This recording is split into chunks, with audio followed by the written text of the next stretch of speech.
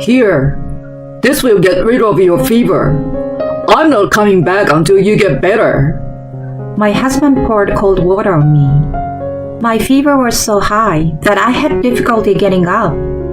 We had been married for 5 years. When did he turn into such a jerk? I asked the wrong person for help. Even as my consciousness faded, my anger toward him welled up.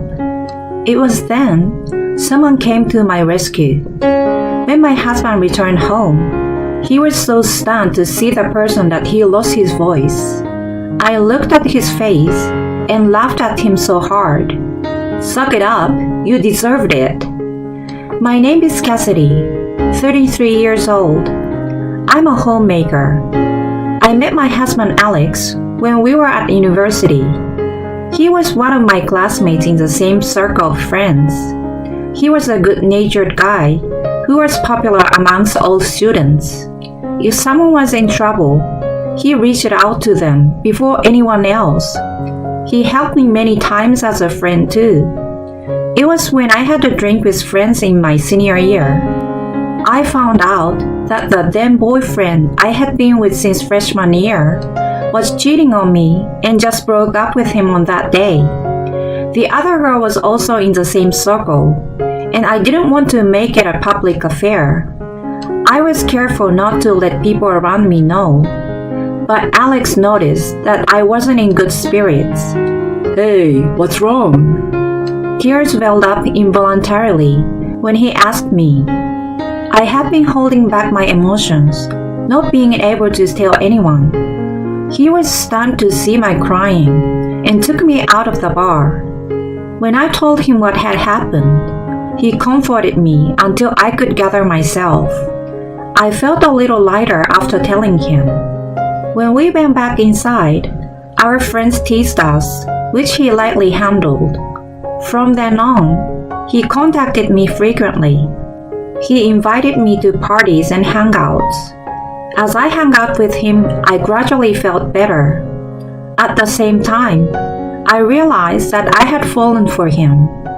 Until then, he was always the one to ask me out, so I gathered my courage and started to ask him out. On the day of our graduation, we became official. I was at the peak of my happiness then. We both got jobs near the university. He worked in sales and I in administration. Although our jobs were different, we shared the same problems as newbies. We often met up after work and on weekends to encourage each other. There were times when things didn't go well at work, but he helped me get through it.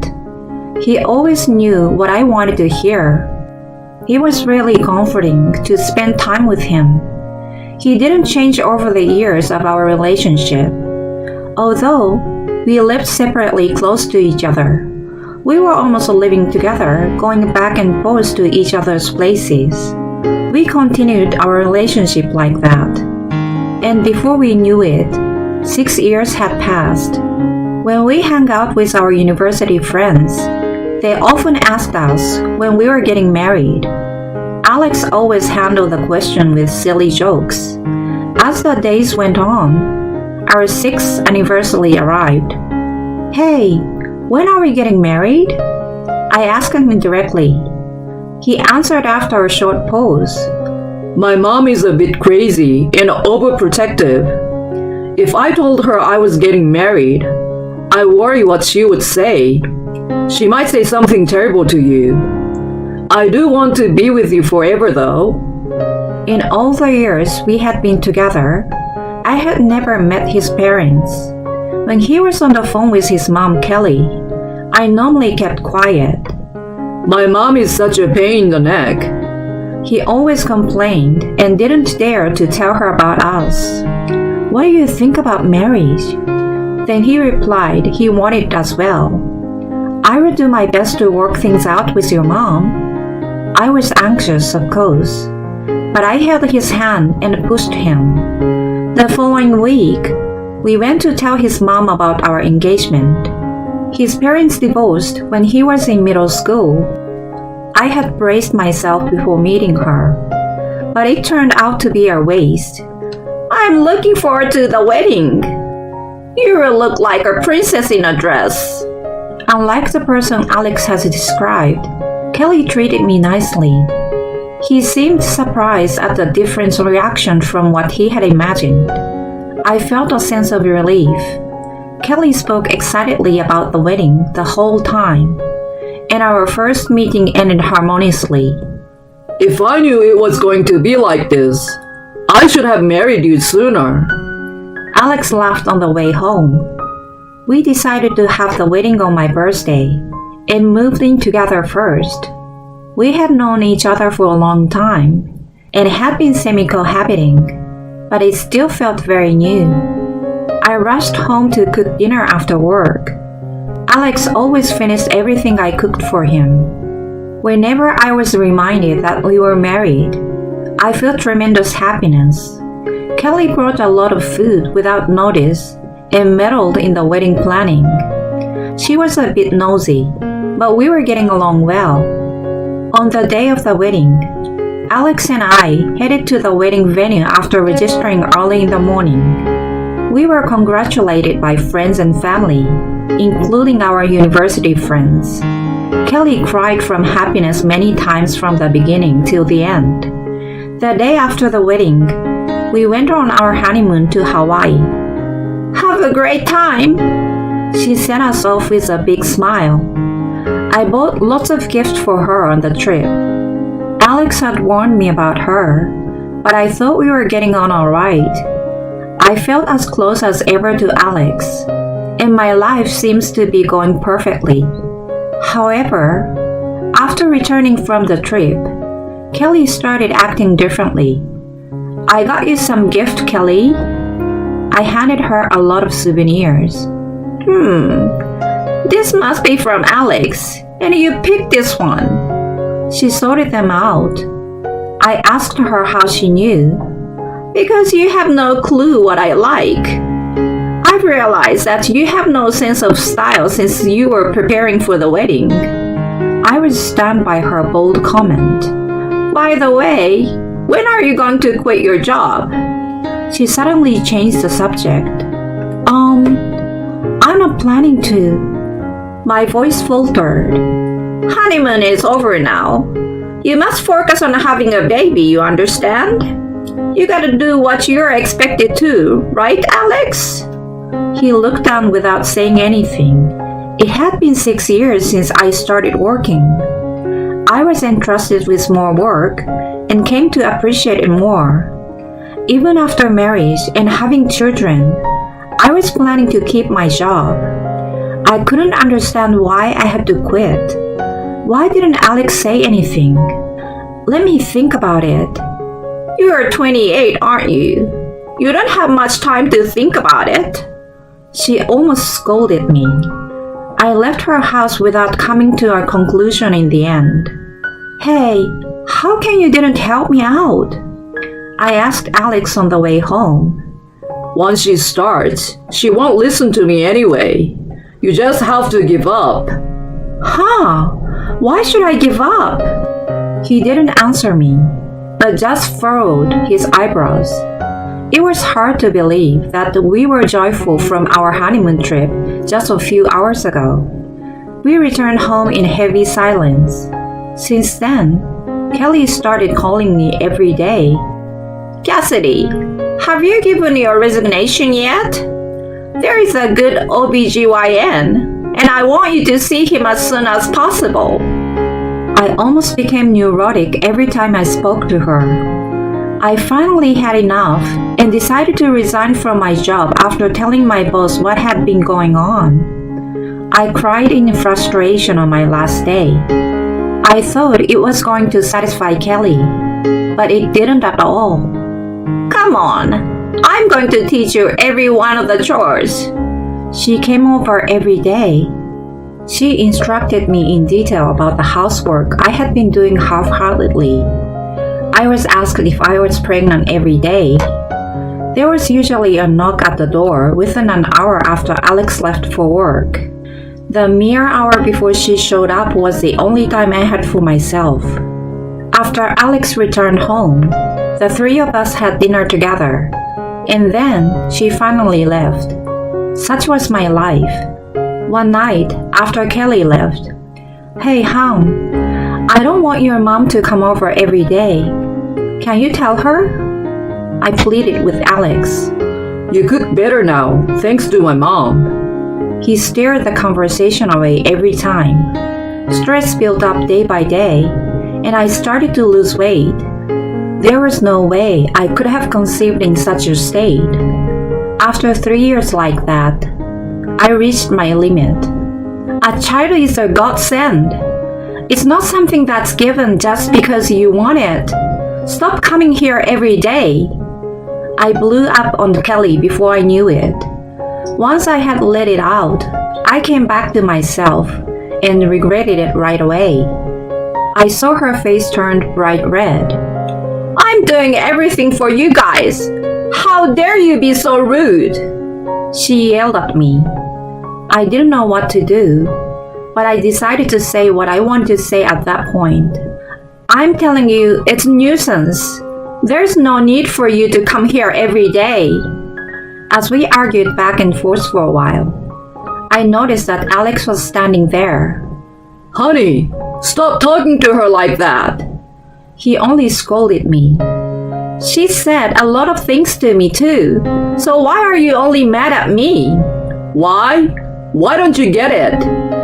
I was so hurt that I ran into the bedroom and wailed non-stop. I heard Kelly leave and Alex came into the room. Are you still crying? You should be sorry for what you did. He mumbled. "Why do I have to be sorry?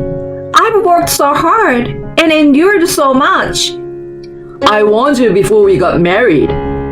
You knew what you were getting into. You said you would make it work.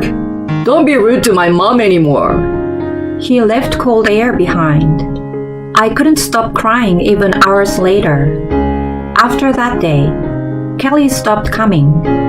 She called me once in a while, but I never answered. If she needed something from me, she spoke through Alex. He occasionally went to see her without me. I continued to have a cold war with her, and my marriage became loveless. We neither argue nor be amicable. We only had the bare minimum of conversation. There were days when he became hostile toward me. My mom often says that you're a failure. I was told out of the blue. He came home later and later every day, and sometimes he didn't even bother to come back. It continued for a while, and I started to think about getting a divorce. There was no trace of the sweet man I used to know. I sometimes wondered how we could go back to our former selves. Then one day, I felt unwell. I took some cold medicine and did my chores, but I still wasn't better by the evening. I was going to take a little break on the sofa, but I ended up falling asleep. Then I was woken by Alex, who came home from work. How come there's no dinner? I had been out for quite a while. My body felt hot, and I was quite feverish. I apologized and tried to get up, but I wobbled back down. Alex only looked at me coldly without any concern. "I think I have a high fever. Can't you take me to the doctor?" I asked him in a daze. Here, let this cool your fever. I'm not coming back until you're better. He poured cold water on me from a bowl. I'm going out for a drink if there's no dinner. He left me behind. I was pretty furious, but I couldn't say anything back and just lay there in dampness. Sometime later, when the dawn broke, Alex came back reeking of alcohol. I'm back. Have you gotten better? I heard his cheerful voice coming from the hallway. The moment he entered the living room, Kelly slapped him across his face. He sobered up immediately and froze there. "Where have you been? Speak up!" What are you doing here? He seems to be confused and freaked out at the same time, which made me laugh. I asked her over. "You left me with a high fever, so she helped me." He was speechless. A few minutes after he left, my phone rang. I assumed it was him calling to apologize. I couldn't get up, so I crawled on the floor to grab my phone. When I answered it, I was surprised to hear Kelly's voice. "Kelly, please help me." I squeezed my voice out. Within 10 minutes, she was at my side and took me to the emergency. "I'm sorry to bother you." When I apologized to her, she replied, "You're not feeling well, don't worry." I was immediately put on an IV drip and felt a little better afterward. Since I had no other symptoms, the doctor let me go. On the way home, Kelly bought a lot of electrolyte drinks for me. "You've been so kind." I thanked her for her help. "It's normal. We are family." When we arrived home, I told her about the rough patch Alex and I were going through. She was disgusted and also disappointed by his action. "Alex, you owe her an apology." She scolded him, but he tried to excuse himself. She's been a drama queen. It's just a fever. She's overreacting. He sobbed like a little kid. Kelly sighed loudly. You were quite young, but don't you remember? It's just like when I decided to divorce your father. You must have taken the same bad traits from him. Cassidy, you want a divorce, don't you? "Yes, I can't be with him anymore," I answered honestly. Are you serious? You don't even work. You can't live without me. He countered with a ridiculous argument. "What are you talking about? I just have to get a job again." I'm so sorry. Please reconsider. He finally apologized. It's too late. Cassidy, you can stay with me for a while. Kelly yelled at him, and we left the house, leaving him behind. On the way to her house, we spoke about our past. She told me that there was a reason why she was so hard on me. She was once a career woman in the early years of her marriage. When her ex-husband found out that she earned more than him, he quit his job one day. She worked until just before Alex was born, but he did nothing to help her and kept his carefree way. She continued to work hard, took care of the house, and raised Alex. One day, after Alex left for school, she collapsed at home. Her ex-husband, just like Alex, didn't care and went out. When Alex, who was still in middle school, came home, he called an ambulance and saved her. When they were going through a divorce, her ex-husband criticized her for being a workaholic and didn't care about her family. Since then, she believed that kids were always on the mother's side, and that being a perfect homemaker was more important than working. I'm sorry, I forced my opinions on you. She also mentioned that Alex had asked her to come over every day. Cassidy quit her job, so come and teach her to be a good wife. She wants your help too. I never said anything like that. Why did he come up with such a lie? After Kelly and I got into a Cold War, he apparently told her that I was bad-mouthing her. He also said that she was doing the same to me. In truth, she never said anything. I didn't understand the meaning of his behavior. Maybe he enjoyed watching us bicker.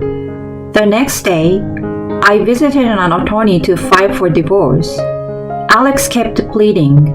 Honey, Mom, I'm really sorry. Would you please reconsider? He begged us in tears. No way. We replied in unison. I told all of my friends from the university about what had happened. They were disgusted and said they would keep their distance from him. One of them works at the same company as him, so rumors were spread there. Kelly is also keeping her distance from him and doesn't contact him anymore. He has lost the trust of his family, friends, and colleagues all at once and must be in despair. I hope he reflects on what he did. I stayed with Kelly until I got a new job and found a new place to live. There's a blank period of 5 years, but I'm grateful to find a job in the same field as before. I still keep in touch with Kelly. We had a falling out once, but now we are like a real mother and daughter.